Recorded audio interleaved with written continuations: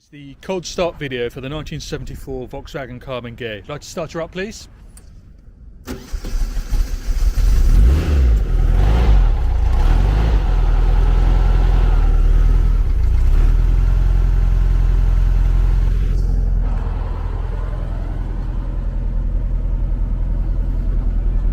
A hot day, so any fuel in there. And if you'd like to increase the revs, please.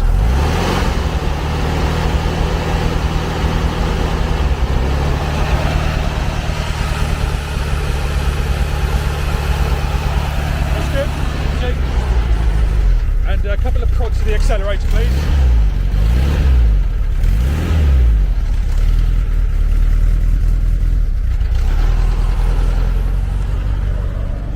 Okay.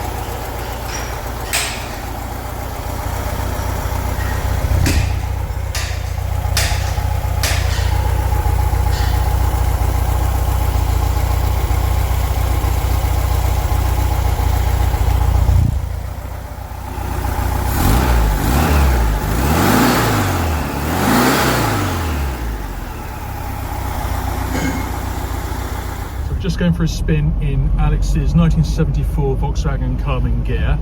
The car was imported from Japan in 2019 and it has recently gone through an engine rebuild. And yeah, so essentially Alex just mentioned that it's not even done 500 miles since the engine rebuild. 500 kilometers, yeah. 500 kilometers rather, yeah. Yeah, so in terms of the steering, Alex, how would you describe its feel? Pretty good, yeah. It's solid.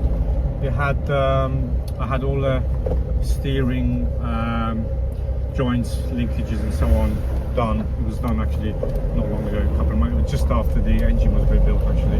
Perfect. And also the gear shift selector linkages, which is more all changed. So it feels really solid, yeah. Very positive, easy to get into. New clutch, completely new clutch. Starting motor was new as well. That was done before the engine rebuild. And then yeah, so actually we could go right here, a little more space, yeah. But yeah, the steering's good, as I said, because it's been had all the bits changed, replaced, and yeah, it's good. Responsive. And in terms of the brakes, you're happy with the way they were braked? Yeah, never had problems with brakes. Yeah, so I had a sanity check done yesterday by MOT garage. Yeah. And everything's good.